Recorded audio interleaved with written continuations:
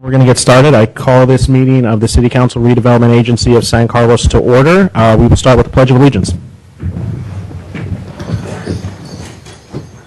I pledge allegiance to the flag of the United States of America and to the republic for which it stands, one nation, under God, indivisible, with liberty and justice for all.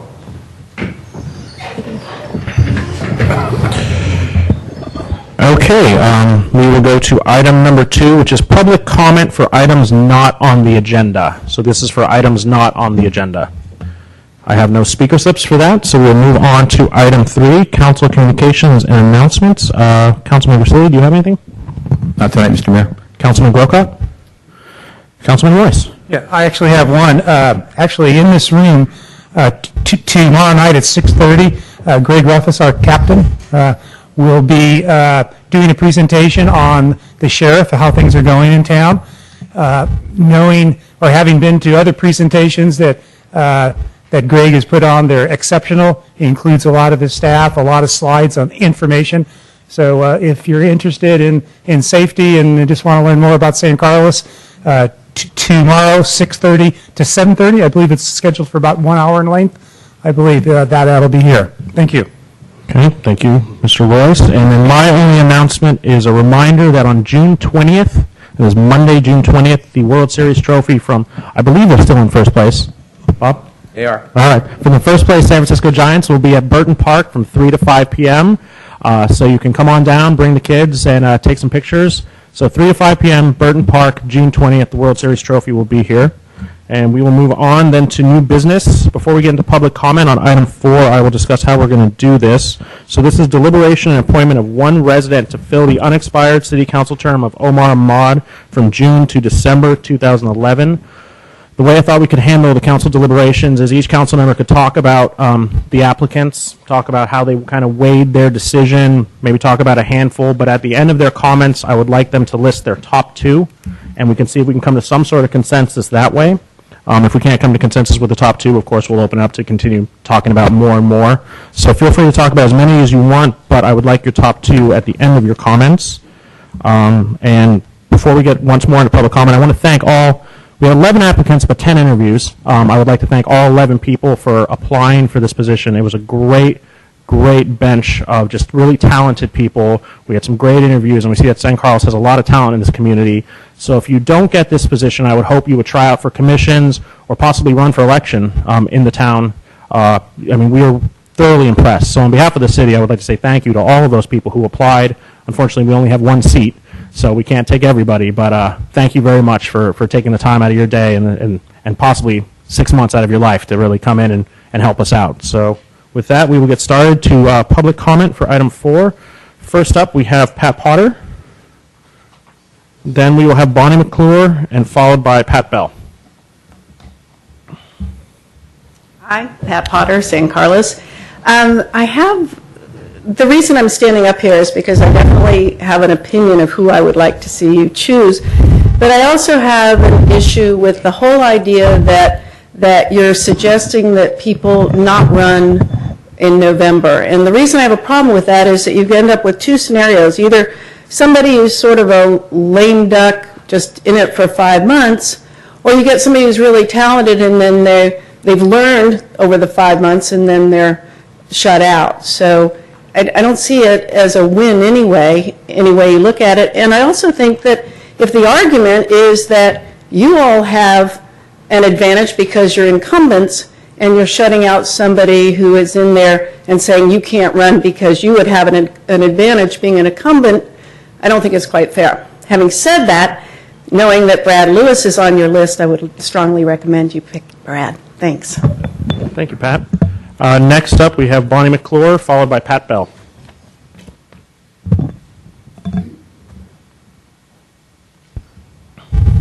Well, I, along with you, Andy, am so impressed by everybody. They knew we needed somebody, and a lot of people stepped up. And I just, as a citizen, want to thank everybody, because I think it's great that people would do that. And I do think that, as Pat mentioned, it's kind of a disadvantage because sometimes a talented person wouldn't want to just do it for 6 months. And I think it's made it a little bit more difficult the way you've done it. And I unfortunately know too much about watching the people over the years, and I feel it's very important, if you're going to limit it to the 6 months, that you'd better pick somebody that's done this kind of a job before, because we really need somebody. It's really a strategic time in our city. So we have fairly talented people. I assume that Tom Davids is not on the list anymore? Is that what happened? He did not fill out nominated him. He did not fill out an application. He certainly's been at all the meetings and would be very helpful. You know, you've got Brad and Don that have done it before, and it just seems like that's what we need is experience. Thank you, Bonnie. And last is Pat Bell. Who agrees with both previous speakers. I think you've limited your choices by limiting it to 6 months. I'm incredibly impressed with the people who were interviewed, and I personally am going to keep after some of them to get involved in various things around town.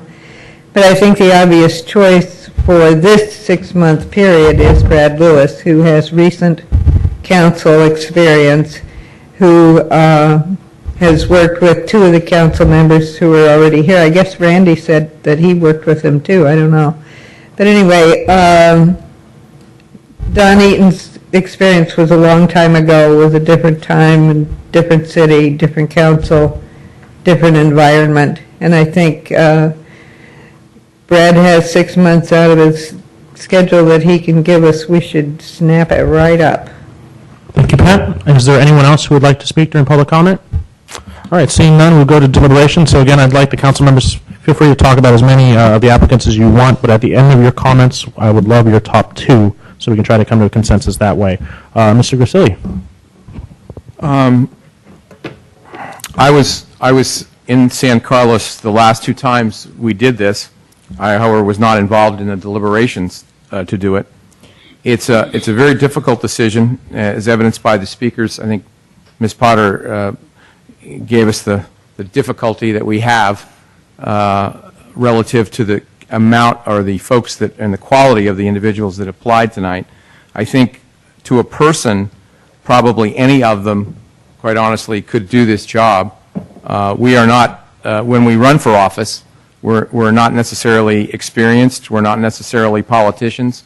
We're citizens, and that's all the folks that applied are citizens here in San Carlos.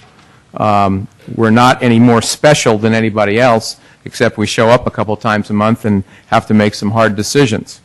I listened to each of the applicants, and obviously it was a short time to listen to them, but I read over each one of their applications and what their qualifications and experiences were, where they came from.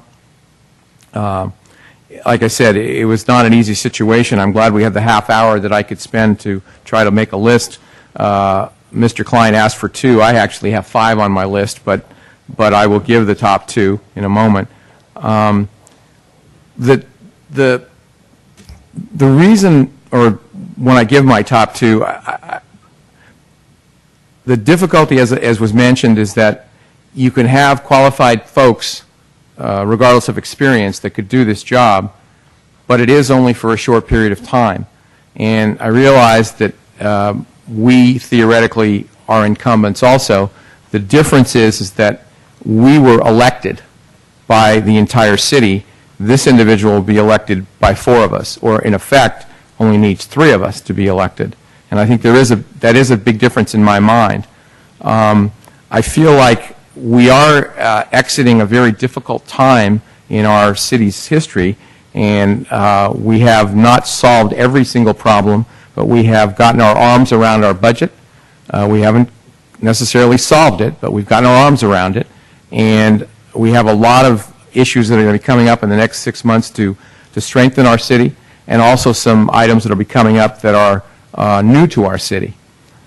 So having said all that, I'll give Mr. Mayor, my top 2 selections would be Brad Lewis and John Sealing, I believe is the way you say his name. Is that correct? Correct. Those are my top two, but I have others. Do you want to hear the others You now? can feel free to mention the others, but we're going to go with your top two to try to Okay, get consensus. and just to give, and again, I'm not trying, all 11, I could have ranked, and it's not a matter whether you finish first, second, third, fourth, like I said before, every one of us probably could come up with a different list of 5. Third was Brad Langford, fourth was Don Eaton, and fifth was Alex Phillips. So those are my choices, Mr. Mayor. All right, thank you, Mr. Grisilli. Mr. Grocott. Well, first, I appreciate the comments that Ms. Potter made about the incumbency issue. However, we've already laid the path, and I know one person that did not apply, being Tom Davids, because of that criteria. So I think it'd be, while I agree with Pat's comments, I think it's difficult to go back and not have that be a criteria moving forward. I looked at this tonight as I was listening to the folks interviewing and thinking about this today during my business day, and knowing I was going to be interviewing tonight, gave it some thought. And to me, it's somewhat of a philosophical question, and that is the question of appointing someone who's never been elected, never had the trust of the people, if you will, through an election process. And that, if you've been through it, it's a very important process. If you've been in a campaign and you've had to compete for those votes and put your message out to the public and go through that rigorous baptism, if you will, it's very meaningful. And it's what gives people the confidence in you when you're here on the dais. So for me, I immediately put people in 2 categories. One, former electeds, and those who hadn't been. And I suppose there's an in-between, which is a person who has been high exposure as a volunteer, and that one applicant in that regard was Alex Phillips.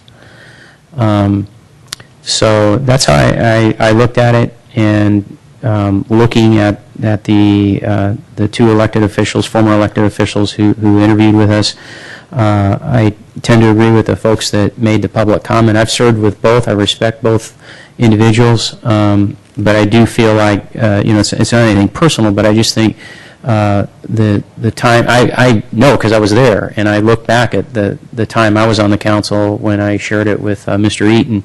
That's going back pretty far. And Brad's more current, and has also, I think he has the advantage of having served with 3 of us at some point on the council. So it came down for me that Brad was my number 1 pick. If I was going to go with a non-elected person, if that's the direction the council decided to go, then my number 1 pick would be John Sealing, and the rest were my top candidates. Everybody was pushed pretty close, but John came out on top for me. And just so the council members know, the way I did this was the way we were advised to do it when we were doing city manager interviews, is to do a push system. After each candidate, reorder your numbers. And so that's what I did with this, and that was my process. Okay. Thank you, Mr. Grocott. Mr. West. Yes. First, let me just kind of carry on. Mr. Grocott made a comment about people that go for election, knock on a lot of doors. You do learn a lot knocking on doors and having coffee with people, and you do. Anyway, that's very, very, very, very important. We have some people that are in that category. We have a lot of people that, and I would like to thank each and every one of you that are so enthusiastic, wanting to, volunteer. And what comes through is kind of what comes through with the 4 of us here is how different each of you are, what your backgrounds are, and what your experiences are. And that's what makes a city council a team of people that think differently but can come together and come to an agreement on issues in San Carlos. So it was really enjoyable to sit there and hear answers and different backgrounds and different where you lived. It was differently. That helps form a broader picture on making the future decisions for our town. To get to the people, I'd like to talk about a few of them, and then I'll get to my two. First, just like to mention Elizabeth Torres. I think we need to recognize, to see her there and knowing her. She has been involved in San Carlos for 48 years, totally active. She and her husband, they not only know San Carlos is what it is because of about 100 people like her. They're totally engaged, and it was a thrill to see you here willing to volunteer and continue to be engaged and share that love of San Carlos and wanting to give. So I really commend you and appreciate your time doing that. Alex Phillips, for you that went and saw the interview, he quoted it best. He didn't say he's not a politician. He goes, he made a comment like he doesn't know how to run. And he's not known, and most of you don't know him. I know him very well. I served on planning with him. He's extremely bright. He speaks out. He is actually the best way for me to admire that man is 3.5 years ago when I ran for city council. There were 2 seats. One of my votes was for Alex Phillips. That's the trust and the respect I have for that man. And you saw him speaking tonight to say, hey, I'm just willing there to help. A very, very talented man, and yet he doesn't have that extra, whatever takes you over that fence to run for city council. But he's an excellent man and an excellent candidate, but that extra step isn't there with him.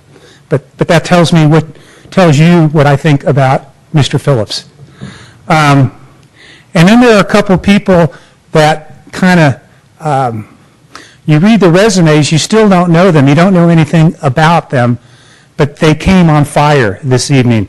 A couple of you already mentioned John, sitting up here in front. You were on fire tonight. You're a local. I like the way you think. I really, really thought you did a great job. And the other person I thought that did a good job, and I would probably put third, is Naha, who was last. She's only been in town for 8 months, and she had a knowledge base of how things operate in a city. The questions about transit-oriented development, the answers are so simple. I talked about how you develop downtown. She talked about engaging the community, and I don't know how she worded it. It was kind of like keep some of the old and make some of the change too. You could still keep both and make it happen. I wanted to talk to her more. I'd like to see her involved in the city of San Carlos. Very, very, very, very impressed. So that's kind of my stage going through. The top two, and I'd like to have, of course, further comments to distinguish them because they're two different talents in our town, is Don Eden and Brad Lewis is who I would list as my top two. And again, I would like to distinguish those two people on what would be best for my opinion for the next 6 months later on here. Okay, thank you, Councilman. This is an incredibly difficult decision to make based on you don't really ever think you're going to have to make this decision when you get onto the city council. You think you're going to do everything else, except you're not going to have to replace one of the people who sat up here with you who meant a great deal to you. So I, like Councilman Grocott, came at it as a philosophical viewpoint. Did I want someone new who wanted to get their feet wet and probably took some more time to get up to speed with what we're doing, or did I want someone who could jump on in and really already knew the issues? And I went back and forth and back and forth, and I ended up falling with it. I thought it should be someone who had been involved before, someone who kind of understood what we're doing based on it's only going to be 6 months. But an incredible 6 months it is going to be, and we need someone who really gets what we're doing right now. But I want to talk about a couple people because I was incredibly impressed by these interviews. These are some of the more talented people that I've had the privy of actually interviewing, and I hope that this doesn't sour your opinion on what we do up here. I would love to see you apply for commissions. I'd love to see you run for office. I just don't think at this time I could go with someone who is new because we have some major issues that are going to happen in about 7 days. So it's a really quick time to come up to speed. I at least had a month after election day to before my first meeting. 7 days is incredibly quick. Like Councilman Royce said to Betty Torres, it was amazing to have you come out. You have a incredible wealth of knowledge. I've gotten to work with your husband at the museum multiple times, and you guys know more about San Carlos than I can even imagine. And it's great to have people who have been such a integral part of our community just step up just to do the right thing and just want to help out. I was really impressed by Brad Langford. He brought up a lot of discussions about how we need to communicate it as a council and a lot of better things we're going to do. I'm going to steal them all, and this is the only time you're going to get credit for them. So thank you. But they were really impressive, and I'd love to see a person like yourself sitting up here or sitting in one of our other commissions. I think you have a great wealth of knowledge that could really be of assistance for here in the city. Just like so many people said, John Sealing, growing up in this community, you have a lot to say about the community. I too grew up in this community. I went to Missoula, you went to Chico, very similar. But I thought you knew an incredible amount, and you really showed that in the interview. Deborah Kemper, you brought up the youth of our community. It's not talked about enough, and I love how that was your main topic, was to talk about the children in our community. I don't think we do enough time talking about that. We talk about everything else, but we rarely get a chance to talk about the actual kids of this community. And then Alex Phillips, it really impressed me. He came in and pretty much said, don't pick me, pick Brad or Don, and then just knocked it out of the park. I've never seen anyone do that before, to take themselves out of the running and then just give the best interview I think I had seen all day. It was really... It was weird because he says don't vote for me, but then gives you every reason to vote for him. Maybe that's why he didn't do so well in the campaigning. He was just too smart and then said don't vote for me. But even he said that, and he knows an incredible amount. His wealth of knowledge is just is amazing, and we could be greatly served by having him. But even he said it. I think we need to go with someone who understands exactly what it is that we do up here, knows all of the ins and outs. So my top two, of course, are Don Eaton and Brad Lewis. I think we're greatly served by either of them. I don't think 5 years ago was that long ago, actually. So I think either of them can step on in. They both know all these issues, and I think this is the time that we need our former council members to come up and give us a hand. And it's great knowing that it has nothing to do about November. It has nothing to do with that. They offered their assistance, and I think that's the thing we have to remember, is these are people who have other things to do with their time. They've already given to this community so much by sitting up here, sitting through all the meetings and all the controversial issues that we've had over the decades, and they still have enough in them to say, hey, you know what, if you guys need a hand, I'm there for you. So I think we'd be greatly served by either of those. I'm willing to open up the discussion for motions. I see that we have one name on every single one of our lists, and then we're split. So if someone wants to make a motion or further discussion, I'm willing to entertain that, but I think we all are kind of going the same place. Councilman Royce? Yeah, so what I saw is that Bob and Matt both had Brad as one of the top two. I'd like to distinguish between, because I think you and I both had Brad and Don too. That's correct. So I'd like to distinguish between Don and Brad. Maybe just some comments on that. So when I look,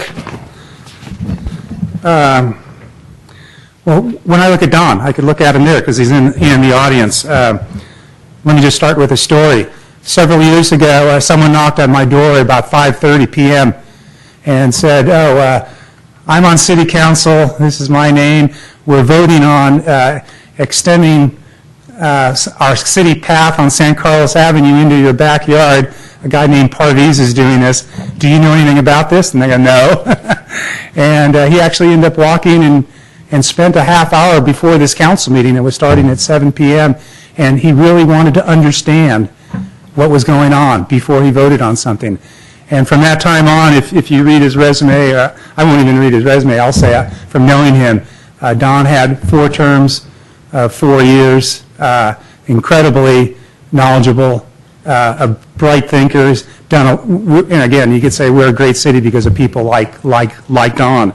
And so that is my story for Don. With Brad, my distinguishment is I tried to look at the strategic planning we do every 6 months and what we're doing over the next 6 months. That might be important for the person that comes on board. And there's two categories. There's a lot of what I would call those land use issues. We talk about Wheeler, Transit Village, parking, zoning ordinances. I mean, there's a lot of development and land decisions, development issues that are going on. And then the other categories are branding, the marketing, and community. I put the community events. One of Brad Lewis's answers was what we needed most was a community place. And so I guess you can't have an event until you have a place, right? But it shows, Mr. Lewis is a person, of course, I served with for 2 years. I know him well. And what I'm leaning towards Lewis being one is because he's more different than I am, and that's good. He has a young daughter that's in the school system. He has a marketing, branding. He's very creative and artistic, as you know, with his Pixar experience. And a lot of the things that we're going to do, he's talented at. And again, I compare what's good is to have opposites. And again, his marketing and creativity skills are just so much beyond where I think I am. And again, the land development, I think either one of them, in fact, both of them can do that well with their experience. So I'm tending of the two going with Brad. And there's one other thing with Brad. I think it's important in this, I call it job. That doesn't sound right. In this career, this 4-year career that occurs, I think it's very, very important on how we work with people. And one of Brad's answers, and knowing Brad very well, organizationally, he knows how to manage people, recognition and challenge people. And he also knows how to work with council and get things done. He's a team player.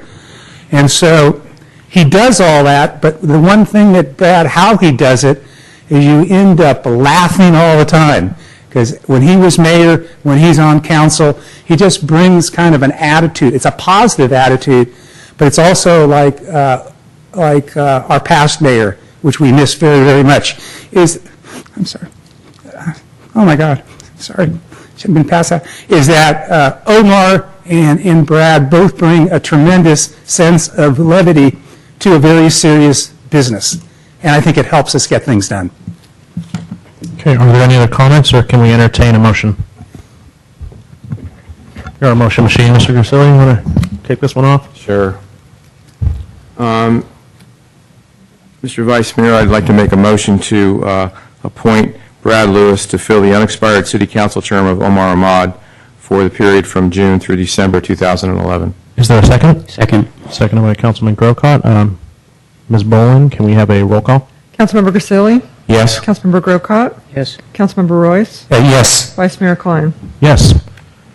And with that, Brad Lewis will become our interim council member. He will be sworn in at some point in the city clerk's office, but we'll have a formal swearing in on the 13th, and we will also be appointing a vice mayor and a mayor that evening. So thank you all for coming, and thank you to all of our applicants. It meant a great deal to us. Have a good night.